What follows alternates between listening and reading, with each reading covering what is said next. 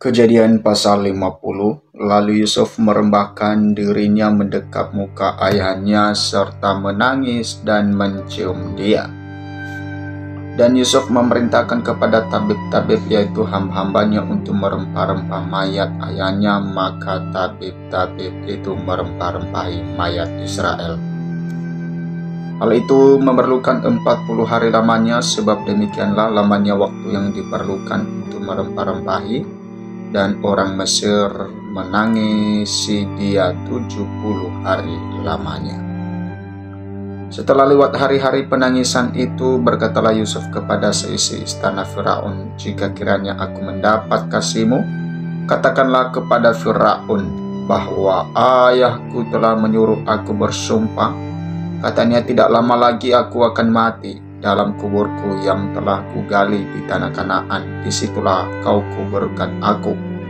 Oleh sebab itu, izinkanlah aku pergi ke sana, supaya aku menguburkan ayahku, kemudian aku akan kembali." Lalu berkatalah Firaun, "Pergilah ke sana dan kuburkanlah ayahmu itu, seperti yang telah disuruhnya engkau bersumpah." Lalu berjalanlah Yusuf ke sana untuk menguburkan ayahnya, dan bersama-sama dengan dia berjalanlah semua pegawai Firaun, para tua-tua dari istananya, dan semua tua-tua dari tanah Mesir, serta seisi rumah Yusuf juga, saudara-saudaranya dan seisi rumah ayahnya.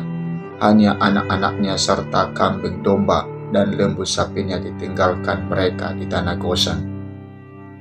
Baik kereta maupun orang-orang berkuda turut pergi ke sana bersama-sama dengan dia, sehingga iringan itu sangat besar. Setelah mereka sampai ke Gorenha di seberang sungai Yordan, maka mereka mengadakan di situ ratapan yang sangat sedih dan riuh. Dan Yusuf mengadakan perkabungan 7 hari lamanya karena ayahnya itu. Ketika penduduk negeri itu, orang-orang Kanaan, melihat perkabungan di Gorenha Atad itu, berkatalah mereka, "Inilah perkabungan orang Mesir yang amat riuh." Itulah sebabnya tempat itu dinamai Abel Mizraim, yang letaknya di seberang Yordan. Anak-anak Yakub melakukan kepadanya seperti yang dipesankannya kepada mereka.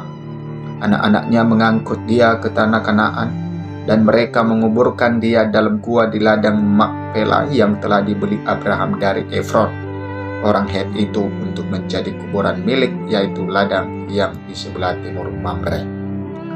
Setelah ayahnya dikuburkan, pulanglah Yusuf ke Mesir, dia dan saudara-saudaranya dan semua orang yang turut pergi ke sana bersama-sama dengan dia untuk menguburkan ayahnya hidup.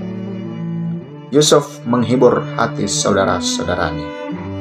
Ketika saudara-saudara Yusuf melihat bahwa ayah mereka telah mati, berkatalah mereka, "Boleh jadi Yusuf akan mendendam kita dan membalaskan sepenuhnya kepada kita segala kejahatan yang telah kita lakukan kepadanya."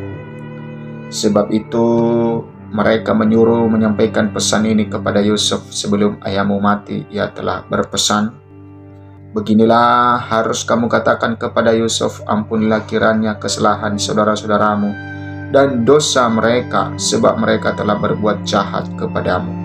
Maka sekarang ampunilah kiranya kesalahan yang dibuat hamba-hamba Allah ayahmu.' Lalu menangislah Yusuf ketika orang berkata demikian kepadanya.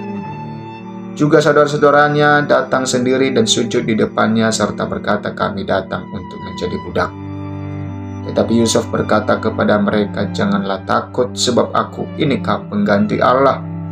Memang kamu telah mereka-rekakan yang jahat terhadap aku, tetapi Allah telah mereka-rekakannya untuk kebaikan, dengan maksud melakukan seperti yang terjadi sekarang ini, yakni memelihara hidup suatu bangsa yang besar. Jadi janganlah takut, aku akan menanggung makanmu dan makan anak-anakmu juga.' Demikianlah ia menghibur mereka dan menenangkan hati mereka dengan perkataannya." Yusuf meninggal. Adapun Yusuf, ia tetap tinggal di Mesir beserta kaum keluarganya, dan Yusuf hidup 110 tahun.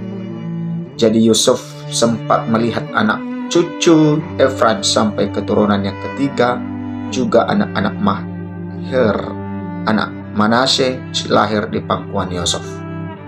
Berkatalah Yusuf kepada saudara-saudaranya, "Tidak lama lagi aku akan mati. Tentu Allah akan memperhatikan kamu dan membawa kamu keluar dari negeri ini ke negeri yang telah dijanjikannya dengan sumpah kepada Abraham, Ishak, dan Yakub." Lalu Yusuf menyuruh anak-anak Israel bersumpah, katanya, "Tentu Allah akan memperhatikan kamu. Pada waktu itu kamu harus membawa tulang-tulangku dari sini." Kemudian matilah Yusuf berumur 110 tahun. Mayatnya dirempah-rempahi dan ditaruh dalam peti mati di Mesir.